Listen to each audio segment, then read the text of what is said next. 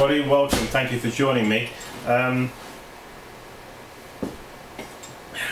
going to carry on doing the second part of making this plaster bat for drying clay, and I started it last week, and we put part 1 up, and I want to do part 2.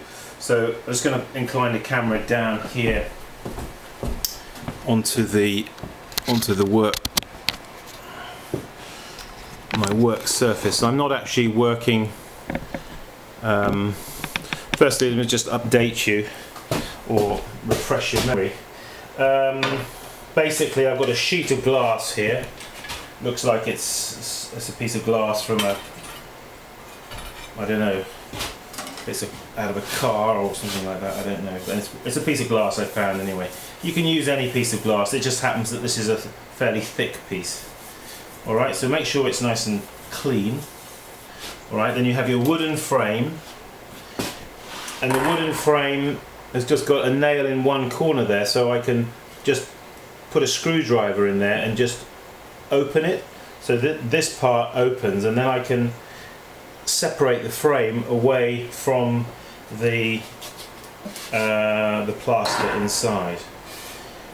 Now, I'm not putting anything on the wooden frame to stop it sticking or anything. I didn't find that I needed it. So we're going to put the frame over there, like that, and then this is the piece of mesh wire, which you want to try to get as flat as you can, and that's what's going to go inside there. Good. Right, now we've done that, let's get down to the business of mixing this plaster. And I've got here, let me just get it so you can see it. All right. Put the swig of coffee.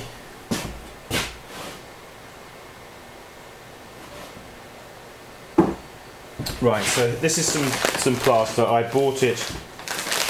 It's not the most economical way of buying it, but I needed it, and I went to one of the big hardware type stores, but they didn't have plaster packs. So, would you believe? So I'm going to open this. This in any case only cost me $5, so it's not that expensive.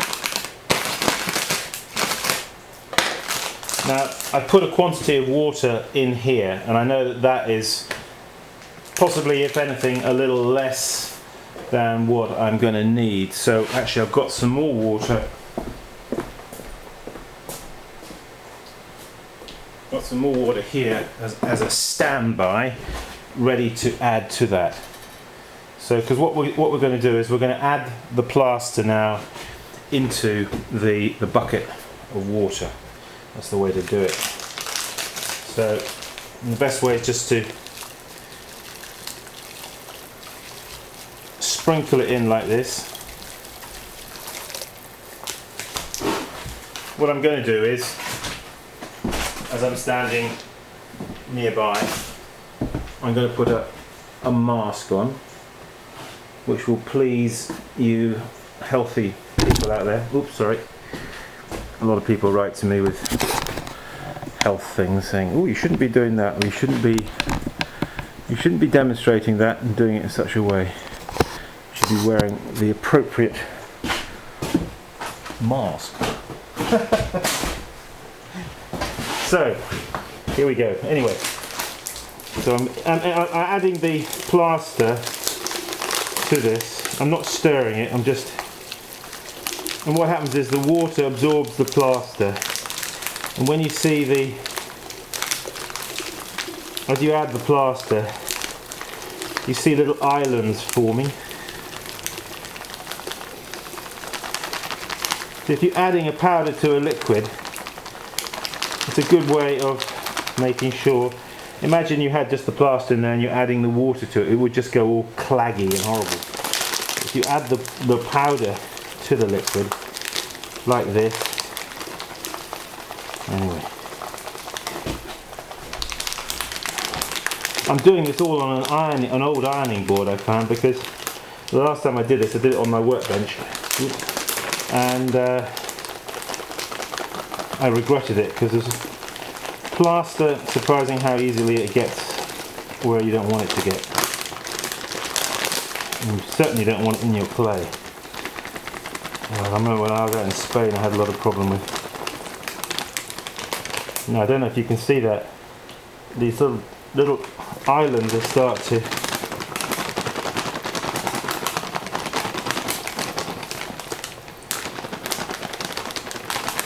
I'm aiming to use the whole of this bag.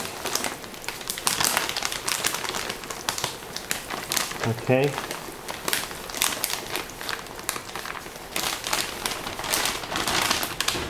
Right, well there it is. I need something just to stir it maybe. Okay.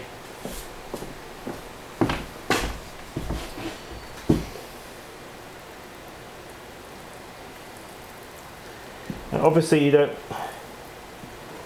want to have too much water in relation to the plaster, otherwise it's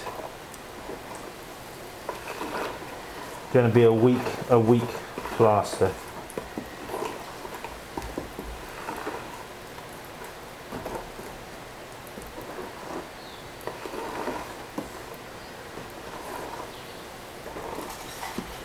I'm going to add a touch of water,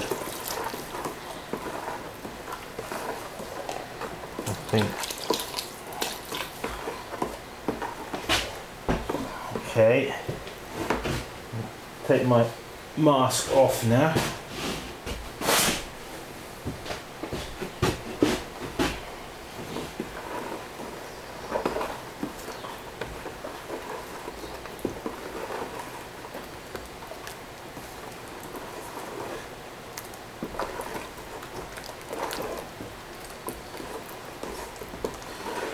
I'm not an expert at working with plaster of Paris, because I haven't done a lot of moulding type work, and people who do a lot of make a lot of moulds, of course they use a lot of plaster and are very familiar with how the operation of it. But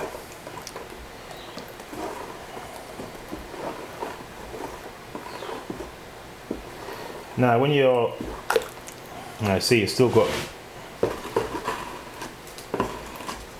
lumpy bits there.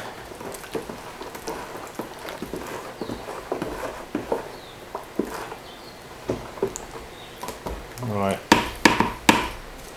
I'm pretty happy that that's fairly well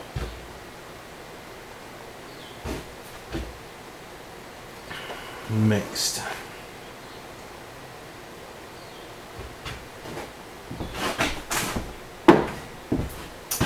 So I'm just going to move the camera now over to here.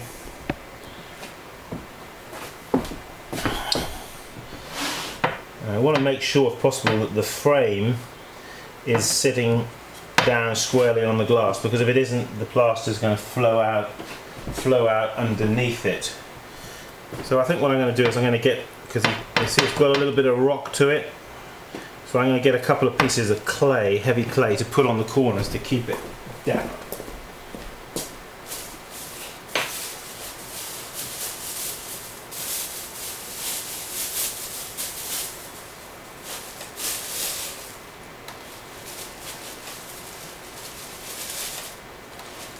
So I've got a couple of lumps of clay here. When in doubt, sling a lump of clay at it. Alright, so that's going to go on that corner. And that one's going to go on that one. Ho ho ho. Right. Now the wire. First of all I need to pour some of this brew.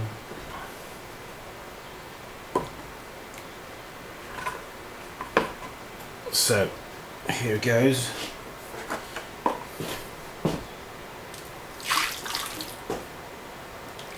Steady on, boy. Steady on, steady on, steady on. So what I aim to do is pour in about approximately half of it. Something like that. And then this is just a piece of reinforcing wire, which is just to stop it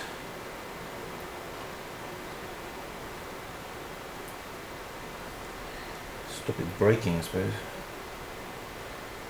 So just going to sink that in there like that. Okay.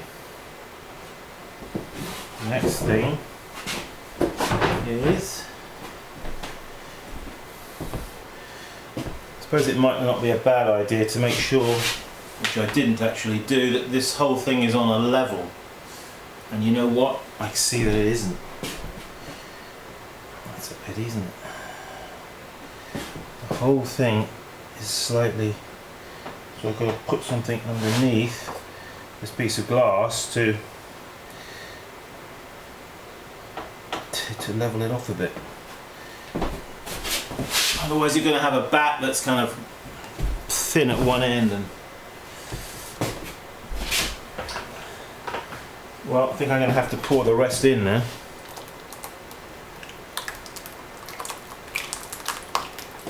Making sure that a few lumps there, you see.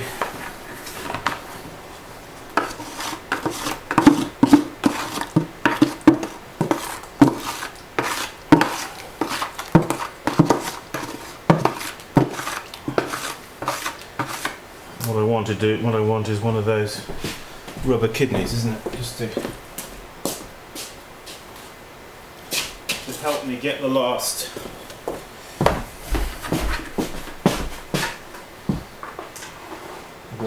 out of the bucket.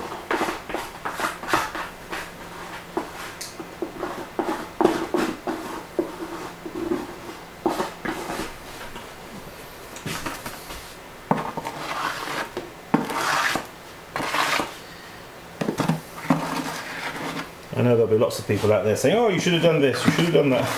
Dear, I know. Trouble is, you see, I haven't been practicing this as much as. It's amazing, whatever you do, how much better you get at it the more you do it. You learn all the shortcuts, don't you? As you've heard me say 100 million times. But it is true. You learn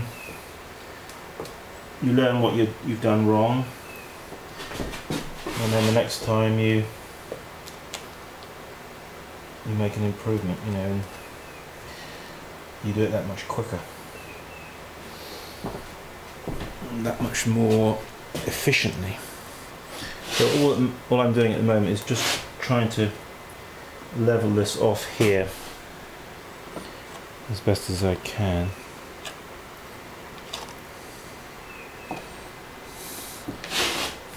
I'm not, but this is the side that you see me smoothing here. This is the back side of the bat. It's not the side that I actually used to put the clay on. The side I used to put the clay on, of course, is the side that's down on the glass. So long as I'm getting a fairly even spread of plaster distribution, I think I'm going to be happy.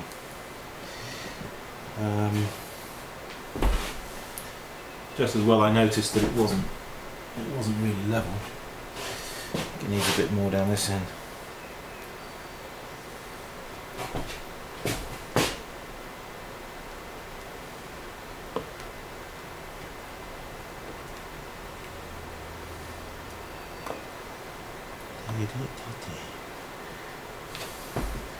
Of course, one wants to go on touching it and smoothing it, and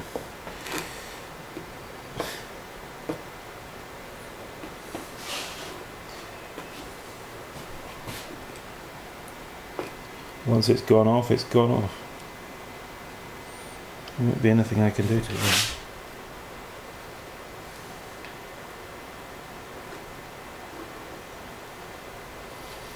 So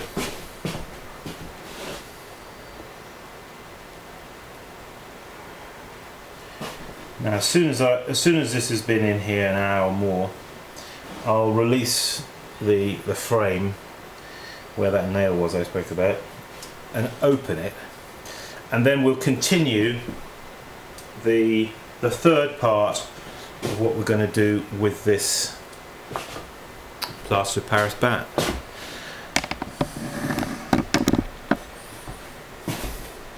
Hey, I felt a bit ham-fisted there with that plaster, but it's not icing, is it? No, it isn't. Okay, thanks everybody for watching. Keep practicing. Join us for the third and final part of this bat that I'm doing. Bye bye now.